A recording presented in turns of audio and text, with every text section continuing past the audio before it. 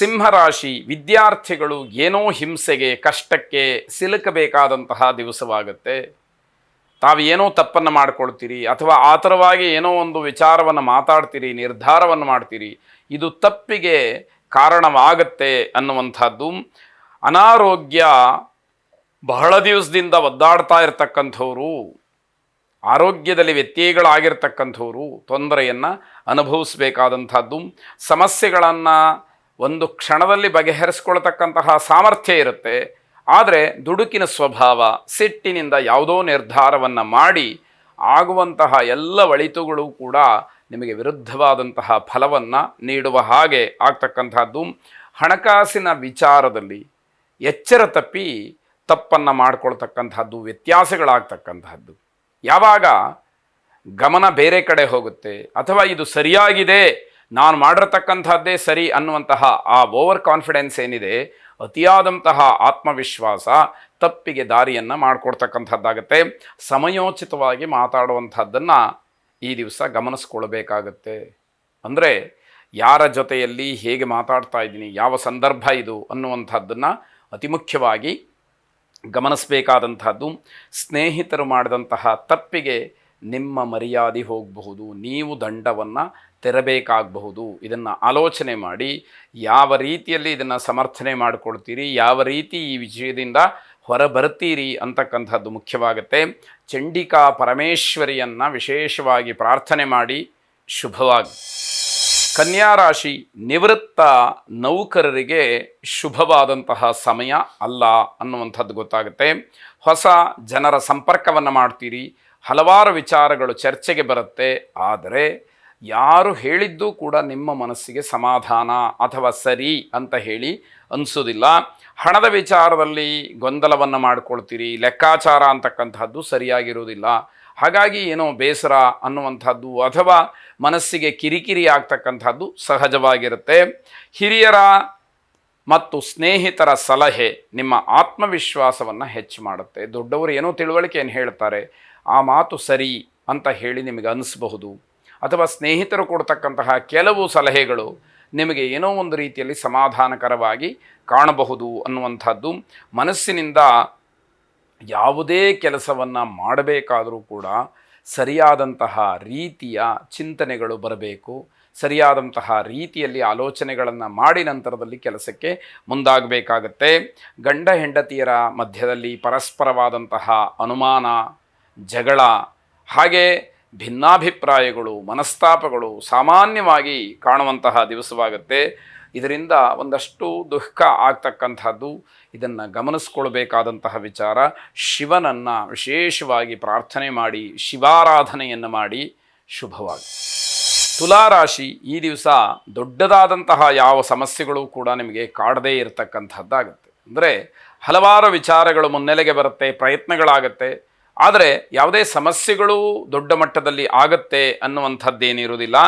ಪೂರ್ವಿಕರ ವೃತ್ತಿಯಿಂದ ಹಣ ಗಳಿಸ್ತಕ್ಕಂಥದ್ದು ಸಹಜವಾಗಿ ನಿಮಗೆ ಆಗುವಂತಹ ಒಂದು ಪ್ರಕ್ರಿಯೆ. ಹಿಂದಿನವರು ತಲತಲಾಂತರದಿಂದ ಮಾಡಿಕೊಂಡು ಬಂದಂತಹ ವೃತ್ತಿ ಏನಿದೆ ಅದು ನಿಮಗೆ ಒಂದಷ್ಟು ಆರ್ಥಿಕವಾಗಿ ಬೆಂಬಲವನ್ನು ನೀಡ್ತಕ್ಕಂಥದ್ದು. ಆದರೆ ತಾಳ್ಮೆ ಇರಬೇಕು. ತಾಳ್ಮೆಯಿಂದ ದೊಡ್ಡವರ ಕೆಲಸವನ್ನು ಗೌರವಿಸಿ ನಾನು ಕೂಡ ಶ್ರದ್ಧಾಭಕ್ತಿಯಿಂದ ಆ ಕೆಲಸವನ್ನು ಮಾಡ್ತೀನಿ ಅಂತಕ್ಕಂಥದ್ದು ಮನಸ್ಸಿನಲ್ಲಿ ಬರಬೇಕಾದಂಥದ್ದು. ಯೋಚನೆ ಮಾಡಿದಂತಹ ಯಾವ ಕೆಲಸಗಳೂ ಕೂಡ ನಿಮಗೆ ಹಾಳಾಗೋದಿಲ್ಲ. ಆದರೆ ಯೋಚನೆ ಮಾಡುವಾಗ ನಿಮ್ಮ ಆಗುಹೋಗುಗಳನ್ನು ಮುಂದಿಟ್ಟುಕೊಂಡು ನೀವು ಸರಿಯಾದಂತಹ ರೀತಿಯಲ್ಲಿ ನಿರ್ಧಾರ ಮಾಡಿ ಕೆಲಸವನ್ನು ಆರಂಭ ಮಾಡಿ ಎನ್ನುವಂಥದ್ದು. ನಿಮ್ಮ ವೃತ್ತಿ ಜೀವನದಲ್ಲಿ ಕಷ್ಟದ ವಾತಾವರಣ ಕಾಣಬಹುದು. ಅಂದರೆ ತುಂಬ ಪರಿಶ್ರಮವನ್ನು ಪಡಬೇಕಾಗಬಹುದು, ಯಾವುದೋ ವಿಚಾರಗಳಿಗೆ ಒತ್ತಡಗಳು ಬರಬಹುದು. ಹಾಗೆ ನಿಮ್ಮ ಪ್ರಯತ್ನಗಳು ಮತ್ತೆ ಮತ್ತೆ ಆಗಬೇಕಾಗುವಂಥದ್ದು. ಇವೆಲ್ಲವನ್ನು ಗಮನಿಸಿದಾಗ ಸ್ವಲ್ಪ ಮಟ್ಟಿಗೆ ಕಷ್ಟ ಅಂತ ಅನಿಸುತ್ತೆ. ಆದರೂ ಕೂಡ ಅದೆಲ್ಲವನ್ನು ದಾಟಿ ಬರ್ತಕ್ಕಂತಹ ಯೋಗ ನಿಮಗೆ ಇರುವಂಥದ್ದು.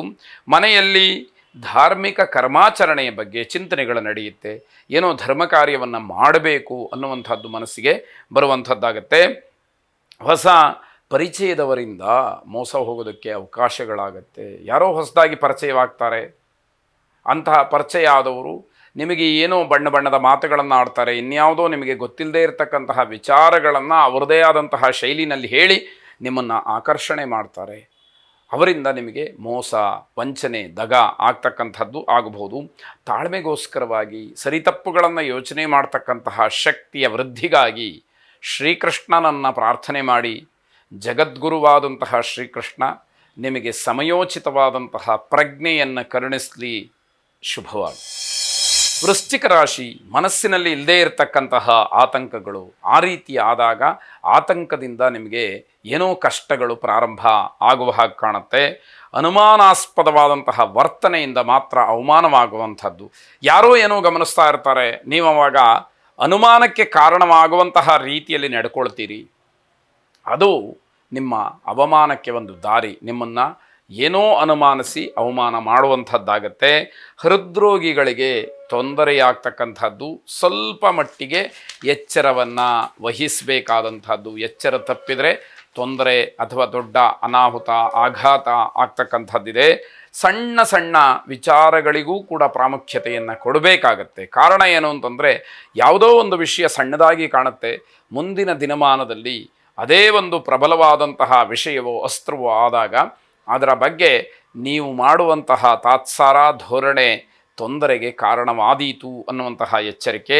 ಕಮಿಷನ್ ಏಜೆಂಟ್ಸ್ಗಳಿಗೆ ಹಣದ ನಷ್ಟವಾಗ್ತಕ್ಕಂಥದ್ದು ಅಥವಾ ನಿಮ್ಮ ನಿರೀಕ್ಷಿತವಾದಂತಹ ಲಾಭ ಬರದಲೇ ಈ ದಿನ ಪಟ್ಟಂತಹ ಶ್ರಮ ವ್ಯರ್ಥವಾಗ್ತಕ್ಕಂಥದ್ದಾಗಬಹುದು.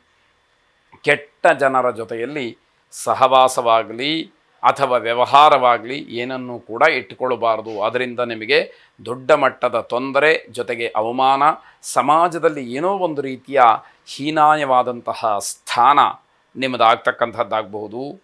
ವಿಶೇಷವಾಗಿ ಕುಬೇರನನ್ನು ಪ್ರಾರ್ಥನೆ ಮಾಡಿ. ಶುಭವಾಗಿ.